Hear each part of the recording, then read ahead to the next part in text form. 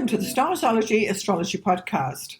I'm Alison Price and I'm your host, and I'm here with my good friend and co-host, Arwynne O'Neill. Hello, Alison. It's great to be here again. Thanks so much for joining us again.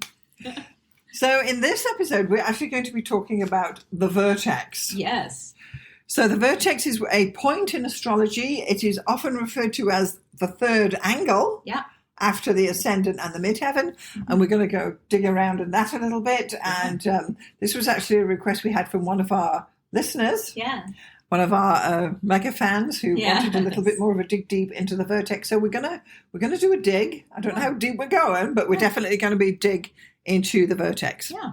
Because you're going to have points in your chart. Typically, the points you would have would be, of course, the ascendant and the midheaven. They're points; they're not planets. Yeah. Then you would probably have the lunar nodes. You may then have the part of fortune, and then you may have the VERTEX. So that's what we're talking about today. And of course, the MC, the IC, also points.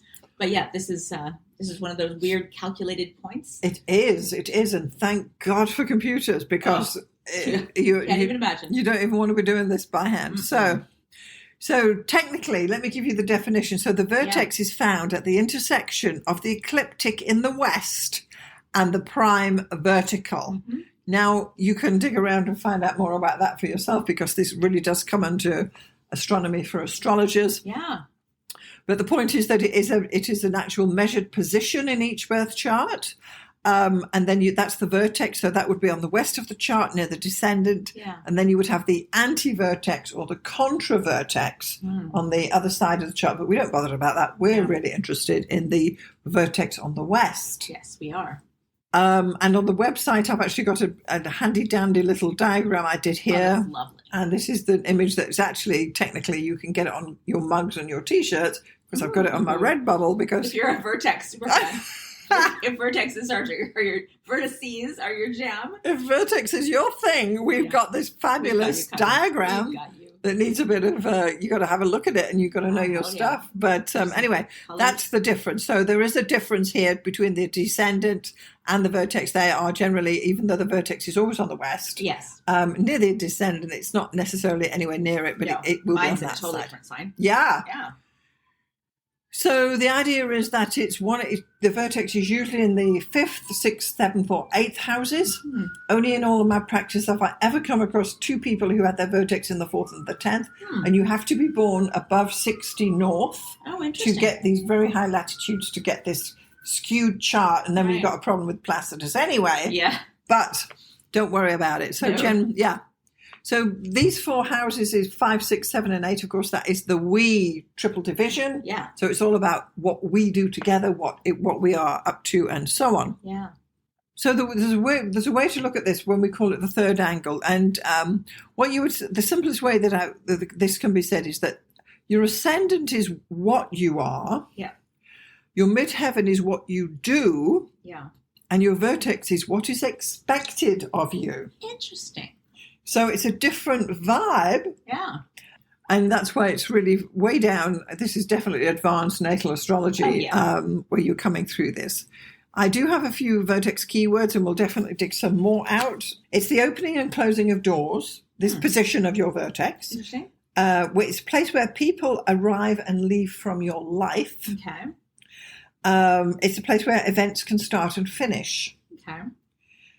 It's a point of karmic or fated connectiveness. Right. So definitely something to pay attention to by transit, I would guess. Yes, absolutely, absolutely. Wish fulfillment. Right. It's used in synastry, which is relationship astrology, very much so. You want to make sure your partner's got connections to your VERTEX. So it can be a major turning point, and it's a time when you meet significant people. Mm-hmm. So these are not necessarily just the guy you're going to marry, but someone who gives you a job, that sort of thing. It can also be the ending of significant relationships. We'll talk more about that in a moment. Mm-hmm. Births. When babies are born into your family, they usually trigger your VERTEX if they are meaningful to you. And of course, death. People will leave when there's a connection to your VERTEX too. So these are considered fated encounters. You can also get epiphanies. There's a word. Yeah, it is. Epiphanies. But again, it's turning points. So it's like a destiny or an extraordinary experience. So I use the analogy of it's like a revolving door that people can either come into your life or go out of your life or pop in and pop out on this revolving door. Yeah. And people, particularly people will come in when your vertex is triggered by transit, progression, or anything else, or anyone who's got a planet on the same position as your vertex will be important in your life. Interesting. Yeah. So, yeah. And of course, these are really tight orbs. This is like transit type orbs, like less than 2 degrees. Yeah. When you've got it, to my mind, it's very important that when you meet Mr. Right, call it what you will, or you meet the guy or the girl or whoever, or even people you happen upon, like on the day when the sun transits your vertex, you're likely to meet someone on the bus and say, "Oh, hey, I had this fabulous connection with this person, and now we're meeting next week for coffee." Yeah. It's a time when people come together. Oh, so that's an interesting way of using this, actually. So if you look up where your vertex is, it's very easy to see when the sun is going to be at that position. Yes. And then that day, you can just put a little star on your calendar and be like, pay attention to anything that happens today. Exactly. Yeah. And anyone who's got a birthday on the day when the sun is actually, that's one of the things. Yeah. If you say, well, the sun's going to be there on October the 10th, anyone born on that day will trigger you. Right. Interesting. Yeah. So let's just have a quick chat then. So do we know where your vertex is, Arwynne? We do, actually. Mine is at 5 degrees of Gemini. And what house is that? That's in my 8th house. Okay, so you've got an 8th house vertex position. Yeah. I happen to have a 5th house vertex position, so that's just kind of interesting there. And what sign is yours in? Sagittarius. Okay. Yeah. Right. Interesting. Oh, oh my God. Ours are opposite each other. I know. Hilarious. Like exactly, right? 5 degrees? 5th house. Oh, 5th house. Okay, I get it. Yeah, got it. So I just want to talk quickly about vertex in these 4 houses, and I think you've got some sign breakdown as well. Yeah. All right. Amazing. So if the vertex is in the 5th house, romance and love affairs can seriously change your perspective and outlook. They are not to be taken lightly. So this is me. I don't dally. I don't waste my time. There's no such thing as a casual date with me. Not that I don't go on dates anymore, but even when I did, I do not dally. It's important. Yeah. If this isn't going somewhere, if they're not, like we used to say, marriage material, they're out the door. I'm not interested. Right. Yeah. So romance is important. Yeah. Now, if your vertex happens to be in your 6th house, you probably meet new meaningful people at work who can change your direction. Your day-to-day life is full of people coming and going, and things start and finish at work. Nice. And there will always be people you meet for the first time at your job. That's more likely where you're to meet new people. Yeah. Then if the vertex is in your 7th house, meeting your life partner is the turning point in your life. This is not to be discounted at all. It's hugely important. And you will probably meet new people through your husband or wife, and facing life with a single status will be very hard because you want to have that partner. Right. And then if the vertex is in your natal 8th house, you may experience a turning point at the death of a loved one, after which your life will never be the same again. Whoa. I know. So I could have taken the upswing when you had, sex with this person. It's great. Hey, but still, that's going to be the turning point because vertex is a turning point. Yeah. So, Arwynne, I believe you've got some ideas about the vertex through each of the 12 signs. I do. Indeed. Because even though it can only be in one of 4 houses, it could be in any of the 12 signs. Absolutely. All right. So let's see what we've got. And you can play along at home. Yeah. Look at your chart. And this is just a little brief sentence and keywords that we'll talk about for each of the signs that the vertex might be in. So if you have the vertex in Aries, your ability to take initiative instead of looking to others is important. And this is what you need to bring forth. And maybe you need other people to trigger that. So so you make the first move. Yeah, exactly. You see the guy on the bus, you think, hey, I'll talk to him. Exactly. Yeah. Taurus, the earning money for oneself rather than looking to others for support is what you want to lean into. That's a good one. That's a good one. Yeah, that's interesting. So for Gemini, to communicate specific facts and figures rather than abstractions. This is what you need to lean into. Having to focus in. Yeah, exactly. We all can probably think of people like... This is you. Yes. Gemini, yeah, exactly. Yes. Do you think that's a good reflection of... Yeah. You do zoom in on the... I do. And I think that's maybe why I like to give personal examples. Because I find that when I read or when I listen to podcasts, what resonates with me are the specifics, Yeah. It's like the things where I go, oh, that's a personal story. And I can see that little, and someone else might just think, well, that's just some little throwaway story but no, it really resonates with me. And little details that I find in books or TV shows documentaries, whatever. It's these weird little details that really stick in my mind. Add to the story. Really, they don't just add to the story, but they really illustrate the facts. Okay. It's not just like an abstraction where the professor is like saying, well, this is how this works, and blah, blah, blah. But it's like he gives a specific example of how something, and he just illustrates this example perfectly, and you can picture it in your mind, and you're like, oh, wow, now I see how that works. Because all of the equation and the theory just kind of went over my head.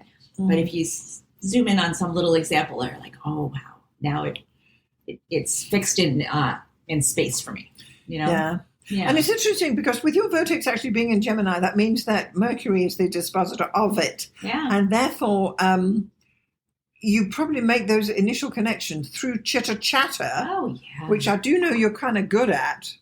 I'm all right at chitter-chatter. But you could do the chitter-chatter like the best of them, Arwynne. Let's face it. Oh, thanks. But so that would be probably how you actually open these connections to these revolving doors, saying, hey, it's Bob, isn't it? Or whatever it is you want to say. I don't know if you talk to people in the street, but I mean... Well, not in the street. Let's say in the pub. In the pub. Well, there you go. In your stomping ground. Yeah. And I hear some little detail and I'm like, hey... Yeah. You just said such and such. That's fascinating because blah, blah, blah. And then next thing you know, we're like on a whole table. And you're going down that road, that Gemini. It's so Gemini. And we do know that Mercury's strong in your chart anyway, don't we? Yes, we do. So here we are. Oh, that's great. Lovely. Yeah. All right. So Cancer. If you have vertex in Cancer, learning how to handle emotional factors in situations rather than taking an administrative role. So if you are someone's boss or if you're at work and people are constantly coming to you with their problems, lean into that as opposed to trying to shuffle them off on this is the rule, this is how it should be. Yeah. And maybe welcome them in. Maybe that's not how the rest of your chart is, but that's maybe something to think about. Yeah. Making connections that are, over food even. Yeah, I would imagine. Yeah. The emotional factors. Food is for sure. Yeah, Family, interesting. Food, all that stuff. Leo, dealing with self-esteem issues rather than being a part of the masses. Because these are opposites, right? So we're dealing with Leo as opposed to Aquarius, which would be the masses and the group thing. Yes. Yeah. Interesting. Virgo, developing usefulness through practical material insights rather than the Pisces side, which is the emotional, psychological insights that lead to compassion. So it's almost like stepping back and dealing with something that's more practical and useful and the step-by-step. Okay. Marie Kondo. Yes. You're right. Does this spark? Does just spark joy. And otherwise throw it out. But it's not easy, is it? Don't keep it for emotional reasons. Don't keep it because, exactly. Wow. Yeah. Libra, to bring opposing factions together so that they may work in harmony rather than doing the job yourself. So again, I don't know why I'm calling this back to being a boss, but if you have people who are reporting to you, trying to find common ground, being a negotiator, what's the word? Like the negotiator person who mediating. Thank you. Yeah, the mediator, as opposed to letting other people just kind of fight amongst themselves or just being like, step aside, I'll do it myself. Like, no, like you have to broker the deal. Right. Scorpio, assisting others in pertaining to partnerships, security, etc., rather than dealing with one's own security. So that's interesting. Yeah. Scorpio is always deep, isn't it? It's more complicated. Always is. Yes. Sagittarius, developing a broader vision of things rather than focusing on facts without considering how they apply to the significance and the meaning. Okay. Yeah. So this is my placement. What was it again? Something about the broader vision. Yeah. Developing a broader vision of things rather than relying on facts without considering the significance of them. Yes. So don't get bogged down in the details. but actually. But I do. I wake up in the morning, apply. I think I've got to do 10 things on my list. And I think, no, but what's important? Yeah. But it's very easy to go down the Virgo rabbit hole of splitting hairs and putting commas where they. Whereas really what I should be focusing on is what is the big picture. And I'm particularly thinking here about this course I'm trying to get off the ground. It's taking me forever because I'm getting sidetracked with this and that on all these details. Right. And I should just get the big picture out there, I think. And do you have anything else in Sagittarius? Nothing. Right. Absolutely and that's nothing. Interesting to me. I don't have anything else in Gemini. Right. So this is again one of those things, kind of like, maybe like the North Node, where it's something where you need to focus your efforts and promote an idea that maybe is very different from the way that rest of your chart is. Yeah. And you know what the planets are? That's where you spend your energy. Yeah. So these points need a conscious effort to meet people. I just think, really, do I have to do that? Yeah. But do I have to focus on meeting? Come on, I have all these facts. Oh, okay. Well, I'll go out and I'll meet Tom, Dick, and Harry. But I mean, it's not coming easy. Yeah.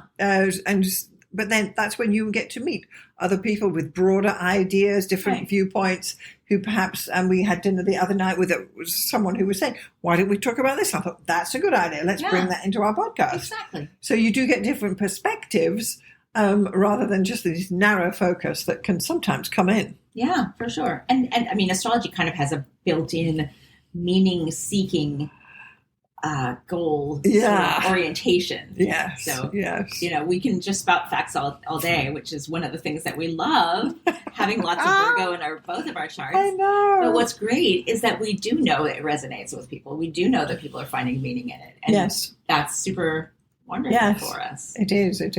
Yeah. All right, Capricorn. Right. To develop the ability to organize with caution, prudence, and patience rather than dealing with matters emotionally. Yeah, important. Be the dad. Ugh. Yeah. No sexism. No. Be the authoritarian parent. Be the government. Yes. Don't just pander to the emotionals. Yeah. Masses. Yeah. Aquarius, to develop the idea that you are one among equals rather than one whose feelings of superiority keep him from bothering to be a friend. Oh, that's a little harsh. That's the Leo opposition, but yeah, exactly. So you're one among equals.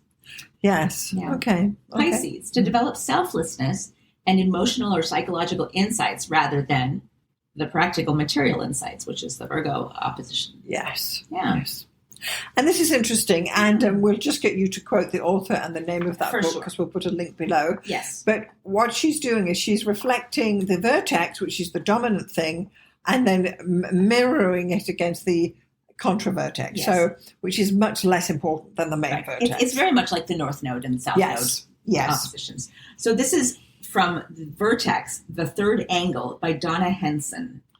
Great. So that's a good Vertex book. So we'll put a link to that below. They be on the show notes of the podcast and in the blog post. Yeah, absolutely. So that's an interesting way of looking at it. It's one of those very subtle points in a chart. Yeah. It's not the first thing you look at by a long chalk. No, by a long very chalk. Far down the list. Way down the list of advanced natal astrology. Yeah. But if you're doing forecasting, I mean, I always have it in my charts for my clients because you want to know when is the sun crossing his vertex? Yeah. When is Saturn lingering there for 6 months? Yeah. Is Pluto conjoining the vertex? Yeah, and I love the fact that this is something where we can very easily see where it's coming, where it's where it's going to be triggered. Once you know where that is, anytime you see, the sun's going to be crossing the vertex, whatever that is, or Mars, or like any planet, anything. And for your significant other, do we know if his his chart is making any connection to your vertex? I mean, strangely enough, it doesn't really. His vertex is 16 Taurus. But does he have any planets sit on your Gemini? No. Okay, but the 16 Taurus, isn't that near your Mars? It's like 10 degrees away. It's like 11 degrees away. But, whatever. I mean, his is in the 7th house, so that's there you go. Yeah. But you know who does? My mother, who, as you know, we have a very, very close relationship. I looked up her chart really quickly because I know when I noticed that my vertex is at 5 degrees Gemini, I was like, that sounds like a familiar number. And her ascendant is at 4 degrees Gemini. So, of course, I looked at her chart. Her vertex is at 1 degree Scorpio. my ascendant is at 2 degrees Scorpio. So literally our ascendants are conjunct each other's vertexes. Vertices, I should say. Vertices, yes. So, or is it vertex I? I don't know. We'll have a look into that. Yeah, we'll ask the ancient Greeks about that. Yes, we will, ChatGPT. But anyway, the point is, I think that you and your mother have an incredibly strong, close relationship. Yeah. Yes, and incredibly karmic. And I know I've told this story before, but she did not want children, and she was told by a doctor she couldn't have children. And then I started appearing to her in dreams.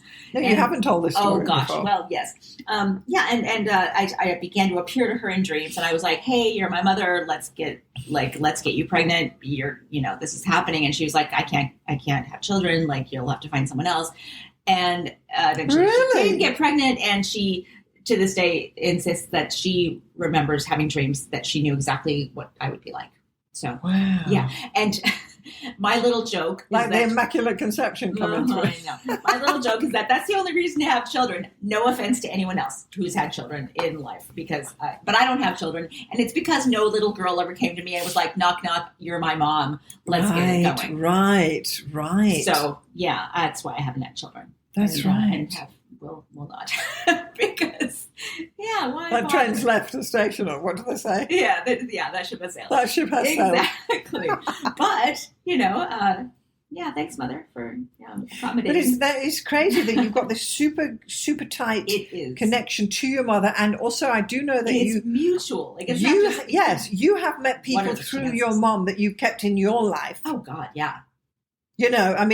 She's kept in touch with friends of mine who I, from when I was 10, 11 years old, or in high school, who I haven't kept that close in touch with. Yes, that connection of people coming into your life. Yeah.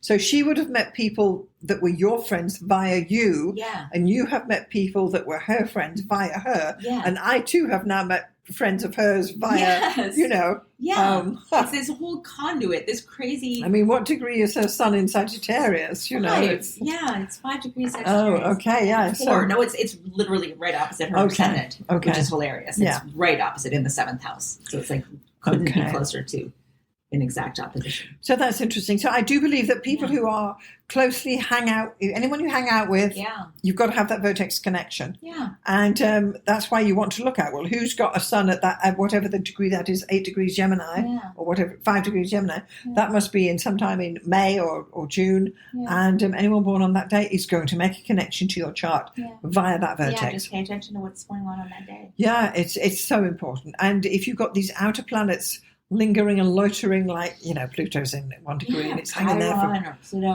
Neptune's hanging about for months. If they're triggering your vertex, you are more likely to have people coming and going and popping in and popping out, and old flames coming back for another kick at the can, So there's all of that going on, and it is interesting.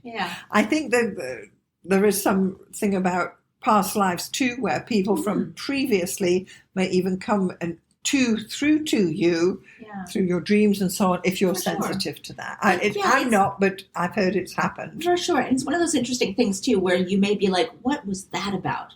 Where it doesn't make any other connections to your chart. They didn't actually end up being a love or a really good friend, but they had some crazy effect on you. And you're like, where did that even come from? Maybe it's the vertex. This is it. So if you're working with charts and you haven't got the vertex in, honestly, you're missing a point. Get it?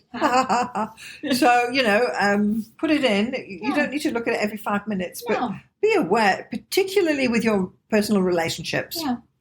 I think it's important. It's as I say, it's not the first thing I look at because I've got nothing in Sag, so it doesn't quite Yeah. And then there are books out there, there are websites, blah, blah, blah. This book by Donna Henson seems super interesting if you're really interested and want to go down the vertex rabbit hole. Yes. Why wouldn't you? Why wouldn't you? Sure. Yeah.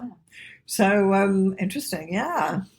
Okay. So we've spoken about the vertex. We've explained where it is, which houses it can present in. We've given some clues about vertex in signs and maybe even some connections via aspect and transits. Yeah. And this is definitely a subject ripe for further research, and I urge anyone to go forward with that. Mm-hmm. So if you found value in this episode, please do consider sharing it with someone who would be interested. You can email us at starzology@gmail.com, and visit our website at starzology.com. Yes. So thank you so much, Arwynne, for being here again and sharing your views on the VERTEX and all your stories. It's always interesting. Thank you, Alison. It's great to be here, and we'll see you next time. Thank you so much. We'll see you next time.